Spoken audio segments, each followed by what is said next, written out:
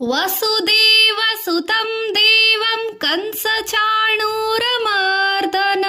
ದೇವಕೀ ಪರಮಾನಂದಂ ಕೃಷ್ಣಂ ವಂದೇ ಜಗದ್ಗುರುಂ.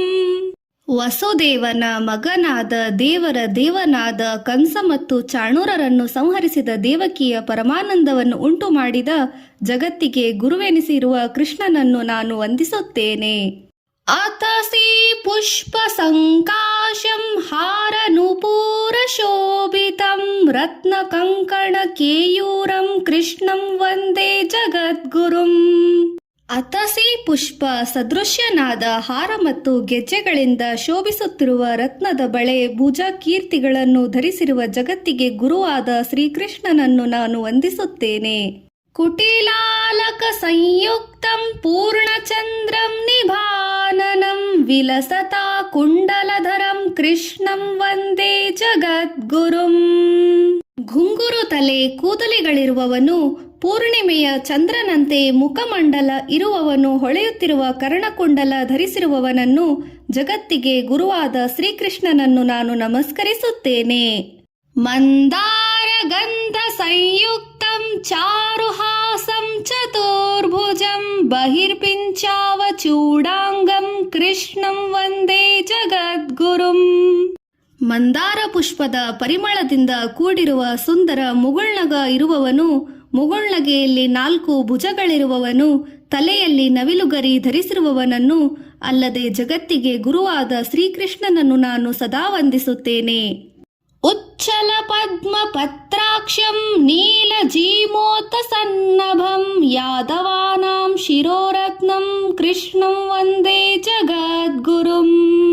ಅರಳಿದ ಕಮಲದ ದಳದಂತಿರುವ ಕಣ್ಣಿರುವವನು, ನೀಲಮೇಘದಂತೆ ಶರೀರಕಾಂತಿ ಇರುವವನು, ಯಾದವರ ಕುಲಕ್ಕೆ ತಲೆಯಲ್ಲಿ ಧರಿಸಿರುವ ರತ್ನದಂತೆ ಶ್ರೇಷ್ಠನಾದ ಜಗತ್ತಿಗೆ ಗುರುವಾದ ಶ್ರೀಕೃಷ್ಣನನ್ನು ನಾನು ಯಾವಾಗಲೂ ವಂದಿಸುತ್ತೇನೆ.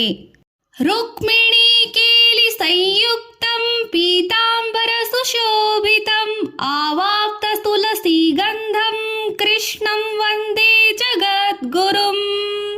ರುಕ್ಮಿಣಿಯೊಂದಿಗೆ ಕ್ರೀಡಾಸಕ್ತನಾದವನು, ಪೀತಾಂಬರದಿಂದ ಶೋಭಿಸುತ್ತಿರುವವನು, ತುಳಸಿ ಗಂಧವನ್ನು ಹೊಂದಿದವನು ಆದ ಜಗತ್ತಿಗೆ ಗುರುವಾದ ಶ್ರೀಕೃಷ್ಣನನ್ನು ನಾನು ವಂದಿಸುತ್ತೇನೆ. ಗೋಪಿಕಾನಾಂ ಕುಜದ್ವಂದಂ ಕುಂಕುಮಾಂಕಿತ ವಾಕ್ಷಸಂ ಶ್ರೀನಿಕೇತಂ ಮಹಿಶ್ವಾಸಂ ಕೃಷ್ಣಂ ವಂದೇ ಜಗದ್ಗುರುಂ. ಗೋಪಿಕೆಯರ ಕುಚಗಳಿಗೆ ಲೇಪಿಸಿದ ಕುಂಕುಮದ ಗುರುತಿರುವ ವಕ್ಷಸ್ಥಳವಿರುವವನು, ಲಕ್ಷ್ಮಿಗೆ ನಿವಾಸ ಸ್ಥಾನವಾದವನು, ಶ್ರೇಷ್ಠ ಧನುರ್ಧಾರಿಯಾದ ಜಗತ್ತಿಗೆ ಗುರುವಾದ ಶ್ರೀಕೃಷ್ಣನನ್ನು ನಾನು ವಂದಿಸುತ್ತೇನೆ. ಶ್ರೀವತ್ಸಾಂಕಂ ಮಹೋರಸ್ಕಂ ವನಮಾಲ ವಿರಾಜಿತಂ ಶಂಖಚಕ್ರಧರಂ ದೇವಂ ಕೃಷ್ಣಂ ವಂದೇ ಜಗದ್ಗುರುಂ. ತನ್ನ ಎದೆಯಲ್ಲಿ ಶ್ರೀವತ್ಸ ಚಿಹ್ನೆ ಇರುವವನನ್ನು, ವಿಶಾಲ ವಕ್ಷಸ್ಥಲವಿರುವವನು, ವನಮಾಲೆಯಿಂದ ವಿರಾಜಿಸುತ್ತಿರುವವನು, ಶಂಖ ಚಕ್ರಗಳನ್ನು ಧರಿಸಿದ ಭಗವಂತನಾದ ಜಗತ್ತಿಗೆ ಗುರುವಾದ ಶ್ರೀಕೃಷ್ಣನನ್ನು ನಾನು ನಮಸ್ಕರಿಸುತ್ತೇನೆ.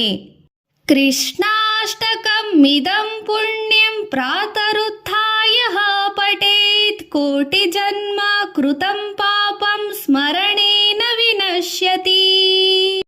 ಈ ಪುಣ್ಯಕರವಾದ ಕೃಷ್ಣನ 8 ಶ್ಲೋಕಗಳನ್ನು ಬೆಳಿಗ್ಗೆ ಎದ್ದು ಯಾರು ಪಠಿಸುತ್ತಾರೋ ಅವರಿಗೆ ಕೋಟಿ ಜನ್ಮಗಳಲ್ಲಿ ಮಾಡಿದ ಪಾಪವು ಶ್ರೀಕೃಷ್ಣನ ಸ್ಮರಣೆ ಮಾತ್ರದಿಂದಲೇ ನಾಶವಾಗುತ್ತದೆ.